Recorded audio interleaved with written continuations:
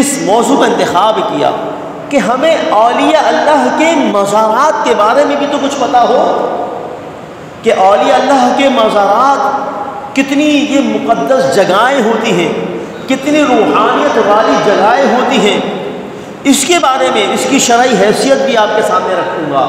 جو خرافات مزارات پر ہو رہے ہیں وہ ساری انشاءاللہ گفتگو میں آپ کے سامنے وہ موتی انشاءاللہ بنا کر بکھیروں گا، لیکن کہنا میں یہ چاہ رہا ہوں کہ ہمارے سامنے مقام ابراہیم آتا ہے، صفا مروہ کا معاملہ آتا ہے، حجر اسود کا معاملہ آتا ہے، زمزم کا معاملہ آتا ہے تو سب پتھر۔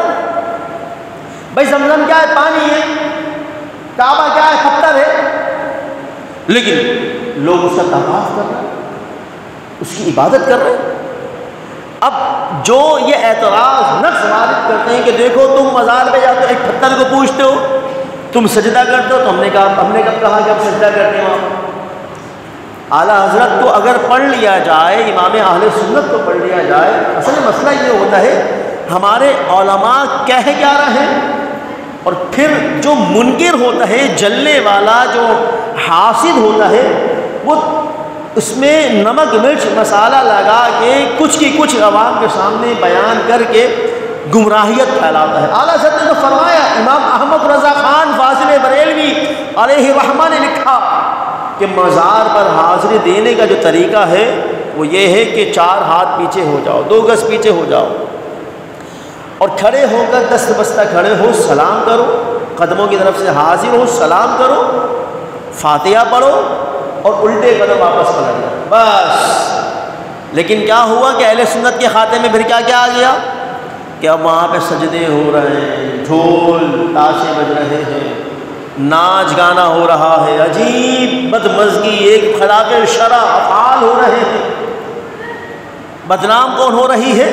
اہل سنت۔ اب اگر دیکھ لیا جائے، کیونکہ ظاہر سی بات ہے جن کے قبضے میں یہ مزارات ہیں، جو جاہل پیر، ڈبے پیر، جو ایک وقت کی جن کو نماز پڑھنا نصیب نہیں ہوتی، جو داڑھی منڈے ہوتے ہیں، فاسق و فاجر ہوتے ہیں، ملعون مردود میں کہوں گا، خبیث ہوتے ہیں وہ، اور کیا ہوا کہ اختیارات ان کو سونپ دیے جاتے ہیں، اور پھر عورتیں وہاں پر بال کھول کر رقص کر رہی ہیں، ناچ رہی ہیں، اور عجیب ڈھول بج رہا ہے، چاہے وہ لال شہباز قلندر کا مزار لے لو، چاہے وہ کوئی بھی ایسے مزارات جو اہل سنت کے انڈر میں نہیں ہیں، جو اہل سنت کے اختیار میں نہیں ہیں، جو خرافات ہو رہے ہیں، خلاف شرع کام ہو رہے ہیں، اہل سنت تو اس کی مخالفت شروع سے کرتی آ رہی ہے، کرتی رہے گی۔ یہاں تک کہ ہمارے علماء نے تو فتویٰ بھی یہ دیا کہ عورت کا مزار پر جانا بھی ناجائز ہے۔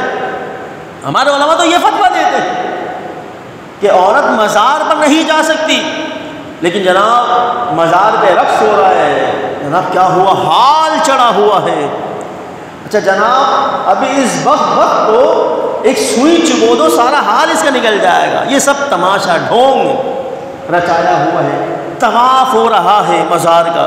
یہ کہاں کی یہ دانشوری ہے، یہ کہاں کی علمی داستان ہے؟ یہ تو سب جاہلانہ، اور یہ ساری وہ باتیں ہیں کہ واقعتاً حضور علیہ السلام نے جب منع فرمایا کہ میں نے تم کو قبروں کی زیارت کرنے سے منع کیا، کیوں منع کیا تھا رسول اللہ صلی اللہ علیہ وسلم نے قبروں کی زیارت کرنے سے؟